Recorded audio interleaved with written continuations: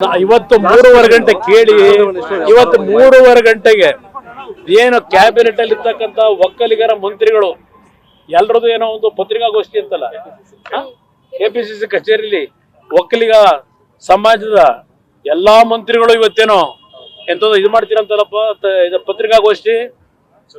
ಈ ಇಶ್ಯೂನಲ್ಲಿ ನಾನು ಪ್ರಜ್ವಲ್ ರೇವಣ್ಣವ್ರ ಪರವಾಗಿ ಅದನ್ನ ಮಾಡಲ್ಲ. ಸತ್ಯಾಸತ್ಯತೆ ಹೊರಗೆ ಬರಲಿ, ನಾನು ಅವರಿಗೆ ಡಿಫೆಂಡಿಂಗ್ ಆಗಿ ಮಾತಾಡಲ್ಲ. ಓನ್ಲಿ ರೇವಣ್ಣ ವಿಷಯದಲ್ಲಿ ಈ ಸರ್ಕಾರ ಯಾವ ರೀತಿ ನಡ್ಕೋತಾ ಇದ್ದೀರಿ ಅದಷ್ಟೇ ಅಲ್ಲ, ಈ ಪ್ರಕರಣವನ್ನ ನೀವು ಯಾವ ರೀತಿ ಅಧಿಕಾರ ದುರುಪಯೋಗ ಪಡಿಸ್ಕೊಂಡು ಇವತ್ತು ಯಾವ ರೀತಿ ತನಿಖೆ ನಡೀತಾ ಇದೆ ಇದನ್ನ ಅವರೆಲ್ಲಾ ಸೇರಿ ಸಮಜಾಯಿಷಿ ಕೊಟ್ಟಿರಲಿ ಮಂತ್ರಿಗಳು. ನಾನು ಈ ಸಬ್ಜೆಕ್ಟ್ ನಲ್ಲಿ ಏಕಾಂಗಿಯಾಗಿ ನಾನು ಕುಟುಂಬ ರೇವಣ್ಣವರ ಸಂಬಂಧಿಕನಾಗಲ್ಲ, ರೇವಣ್ಣವರ ರಕ್ತ ಸಂಬಂಧಿ ಆಗಲ್ಲ. ನಾನು ಎದುರಿಸ್ತಕ್ಕಂಥದ್ದು ಈ ರಾಜ್ಯದ ಒಬ್ಬ ಒಕ್ಕಲಿಗ ನಾಯಕನೂ ಅಲ್ಲ.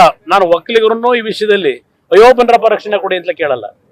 ನನ್ನ ಈ ಒಂದು ಹೋರಾಟ ಆಸ್ ಎ ಪೊಲಿಟಿಷಿಯನ್, ಒಂದು ಶಾಸಕಾಂಗ ಪಕ್ಷದ ನಾಯಕನಾಗಿ, ಜನಪ್ರತಿನಿಧಿಯಾಗಿ ನನ್ನ ಜವಾಬ್ದಾರಿಯನ್ನ ಯಾವ ರೀತಿ ನಿರ್ವಹಿಸಬೇಕು ಏಕಾಂಗಿ ಎದುರಿಸಿ ಸಿದ್ಧ ಇದ್ದೇನೆ. ನೀವು 10 ಜನ 20 ಜನ ನಿಂತ್ಕೊಂಡ್ಬಿಟ್ಟು ಏನ್ ದಾಳಿ ಮಾಡ್ತೀರಿ ಮಾಡಿ 3:30 ಗಂಟೆಗೆ ನಾಳೆ ನಾನು ಪತ್ರಿಕಾಗೋಷ್ಠಿ ಬರ್ತೀನಿ.